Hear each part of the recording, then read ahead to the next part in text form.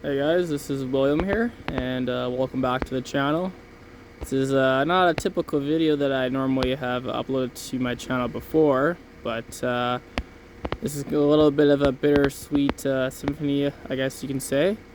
Last year in 2021 of October, I pre-ordered and built a 2022 Ford Maverick XLT with the FX4 off-road package and the 4000 tow package, and I ordered it in this color, which is Area 51. This is my newest purchase that I bought, Ford Maverick, and I didn't end up getting it until May of 22 this year, and it's now November here in Alberta, and I owned it for just about 6 months. And I've actually just recently sold it today, so this is just going to be a little bit of a walk around of it and kind of just talking some things about it, I suppose. So I have about 6,700 kilometers on it, and it came with the 17-inch Pirelli mud and snow tires, which this is only my third day of driving it in the snow here. It just recently snowed this week in November in Edmonton, Alberta. But yeah, I don't know. I don't really have any cons to say about the truck. I mean, this is the newest vehicle I've ever owned, and I recently sold it this week because I'm now going to school kind of full time. And I ride a motorcycle more in the summer than having a brand new vehicle, which more or less just sat the whole summer.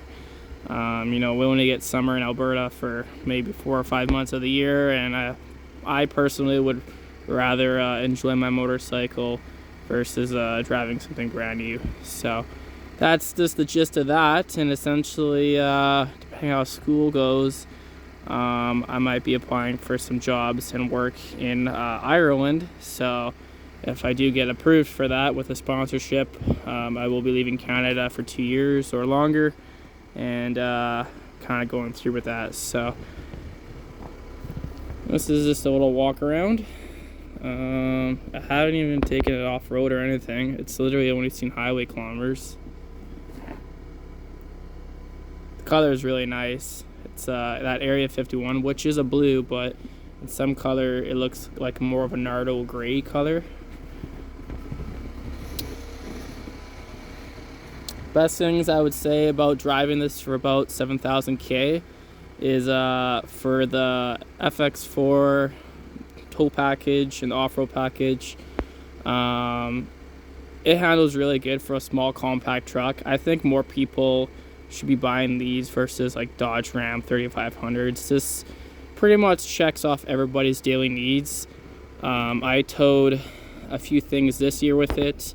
I don't have the bed lined, but I did haul a motorcycle in here, and with the tailgate down, it fit perfectly. No problems with it at all. You know, I'm about 5'9". You can get your hand in here, no problem. Easy accessibility. It's really good if you're just starting a family out too, or if you're living within the city or in the city. Perfect daily driver. It's good on gas. I run 91 Shell Premium, and I was getting about 730 kilometers to a tank. Depends if you're in the boost or not. This is the 2-liter EcoBoost engine, 4-cylinder. It makes about 250 horsepower and 277 pound-feet of torque. And I just have it running here right now, so I'm just going out to do some errands before it goes off to its new owner this afternoon.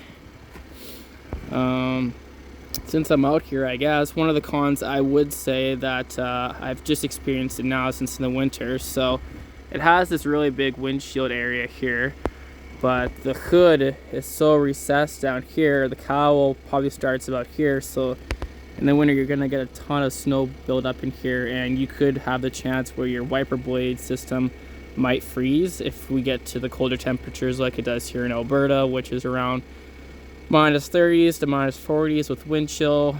And if you get a lot of snow build up in there, that could cause some problems with the wiper linkage. So that is a con there. because it is a cheaper budget truck at highway speeds. If you're doing anything over 120k, the hood does buffer a little bit because it's aluminum, so it's quite light. Some other cons I would say is it has auto high beams, which I think people don't. It doesn't need to have that.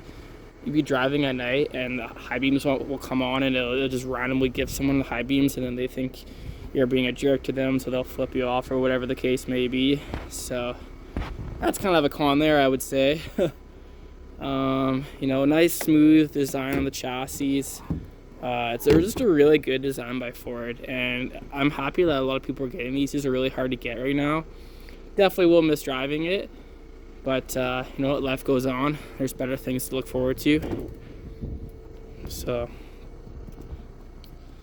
be selling it with the original floor mats and whatnot to the buyer. Back seat, it's kind of got this more of a darker offset blue than the Area 51 with some orange accenting, which I really like. I think the interior on the Maverick is going to age really well. You know, it's modern, it's not clunky and old and weird looking like the older Ford F-150s. I purchased the WeatherTech floor mats for it during the summer because the ones you get from Ford don't come very far up on the pedals, so this has more carpet protection, I would say. I'll just take a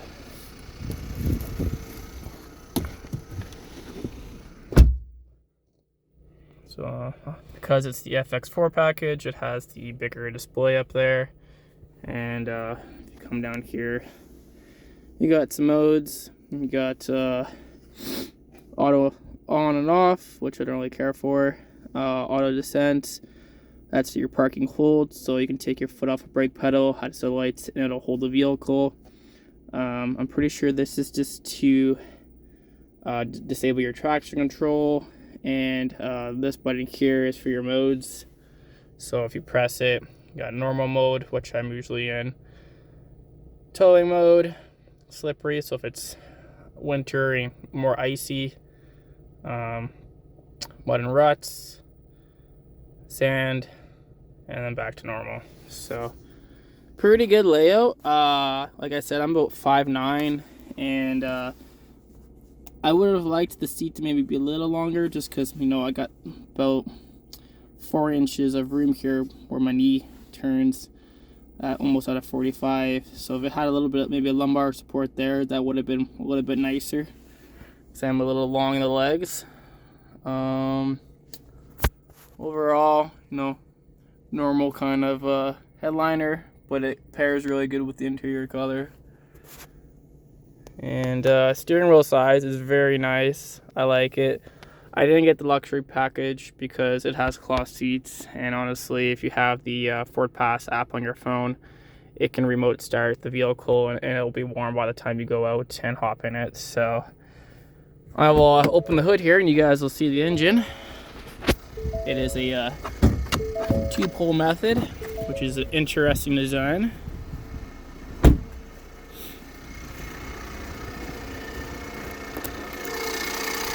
So it's a 2-liter, 4-cylinder.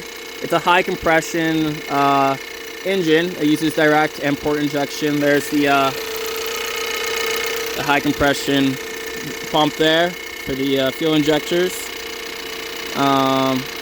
Very interesting layout for the engine bay. You got a strut tower there with a tubular design front crash support that ties back down into the frame.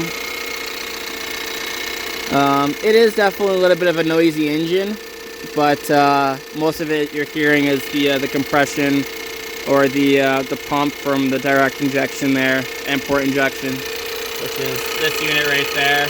So overall, pretty good design, relatively easy to work on if you're a mechanic, or if you're bringing it into mechanic at Ford.